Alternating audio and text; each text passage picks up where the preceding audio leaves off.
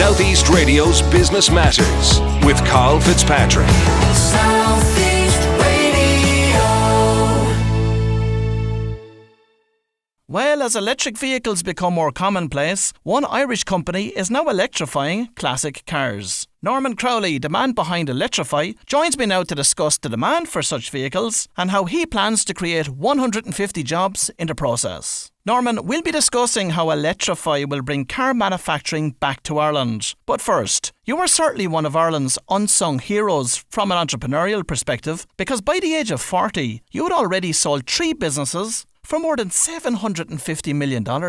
Yeah, that's right. I guess maybe we like to keep a bit of a low profile, but yeah, we were lucky enough to have a couple of exits in that time. The first one was a software company.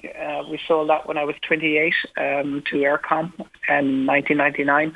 And then we set up a gaming business, which became a very big business, 2,500 people, 20 countries around the world, public on the London Stock Exchange. And we sold that in 2008, and then we also set up a business called The Cloud, which is Europe's biggest Wi-Fi operator, and we sold that to Rupert Murdoch around 2010.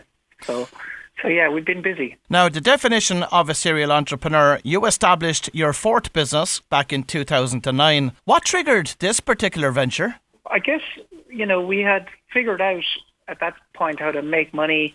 And we didn't, one of the things when you're a serial entrepreneur, which is sometimes more a curse than a blessing, is you know that you're going to set up another business. So when we were deciding to set up another business, we wanted something that would have an impact on the world and not just make a few bucks. And if you think about things that are going to impact the world, then climate change is probably the biggest thing. And so that's where we decided to focus. And so Crowley Carbon, its first mission really is climate change and reducing CO2. And so that was the big reason why, I guess.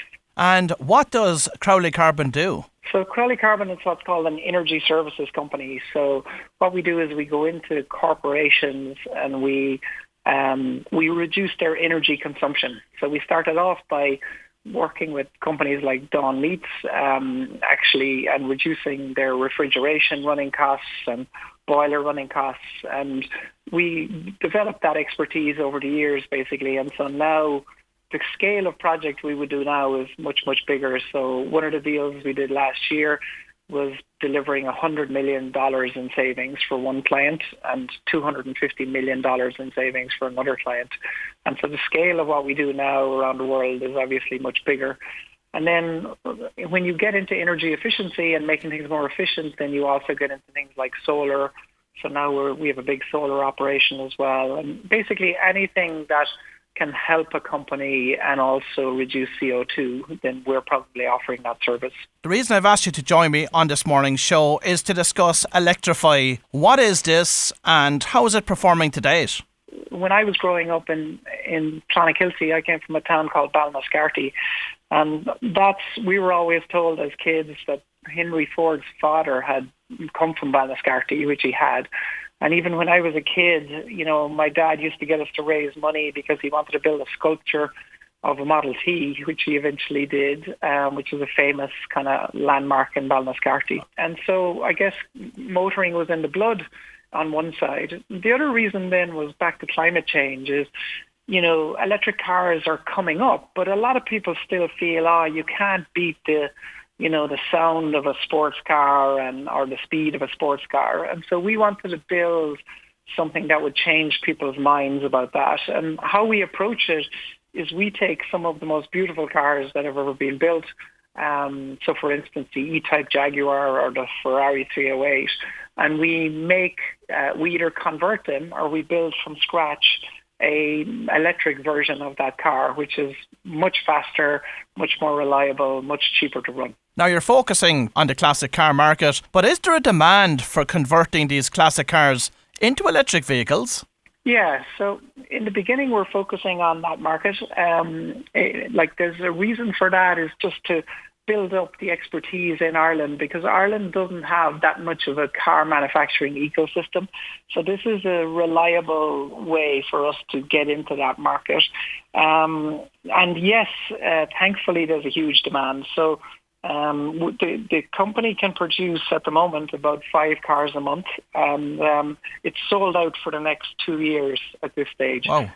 So to give you an example, this morning a South African client ordered 18 cars in just one morning. Now, if you've just tuned in, I'm speaking to the founder of Electrifi, Norman Crowley. Norman, you recently announced a €50 million investment in a retail and factory outlet in Wicklow. What is your big ambition for this facility? Well, we're lucky enough to be, our offices and our headquarters is in Powerscourt House. And Powerscourt House already gets about 500,000 visitors a year, and they've just opened a distillery and they've got a 5-star hotel. So it's already a big destination site, and we've already built a visitor attraction there called Cool Planet Experience, and the purpose of that is to educate people about climate change.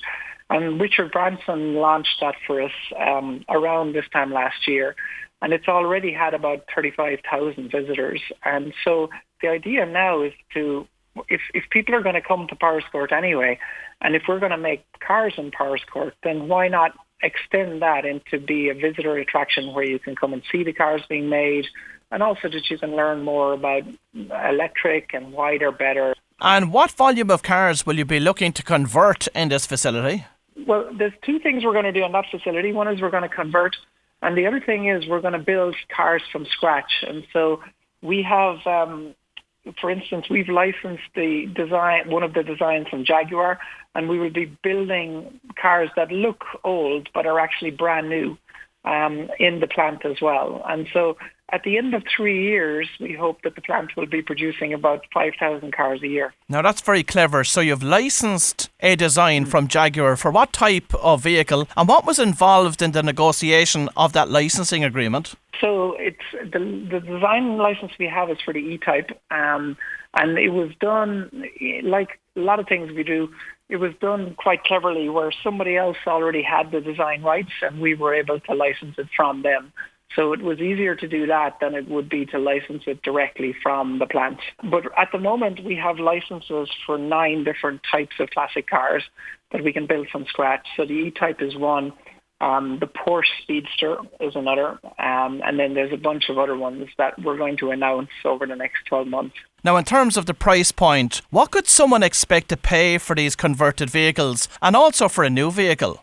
The conversion cost of a normal vehicle ranges from about 25 to 50,000. So this is not a kind of low cost conversion. So normally the cars that are converted are quite high end cars, and the reason people do that is because it gives them much more reliability, much more performance. So on that one, for instance, a classic car would go from having about 11 to 1,500 moving parts to having about 100 moving parts, and so it makes it much more reliable.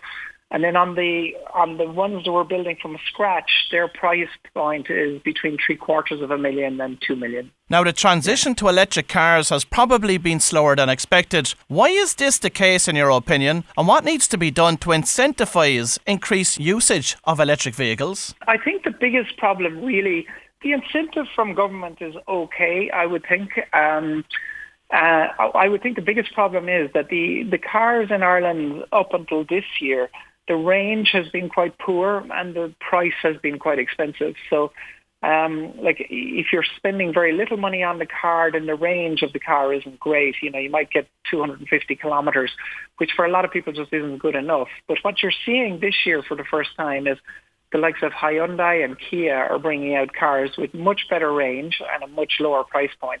And I think that, coupled with more availability of public charging points, is going to tip it over the edge.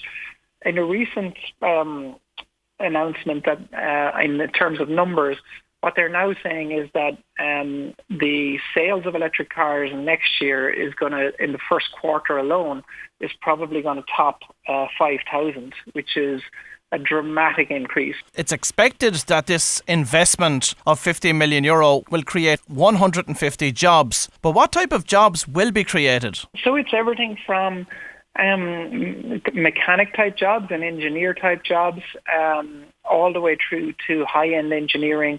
So the software that's used in the cars is all built in Powerscourt.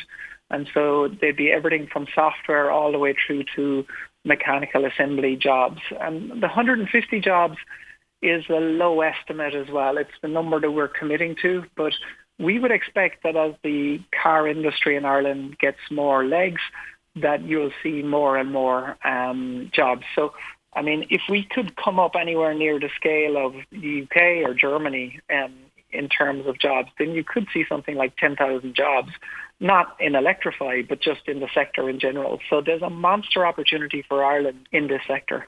Many will say that we've priced ourselves out of that type of assembly and manufacturing industry. Yeah, and I think that's right. And I think price is a big challenge. The only thing about electric cars is there are so many less moving parts in electric cars, and they're much more like software than they are like an engine. You know, in fact, if you were to break down an electric car, there's much more software in it in terms of cost than there is hardware.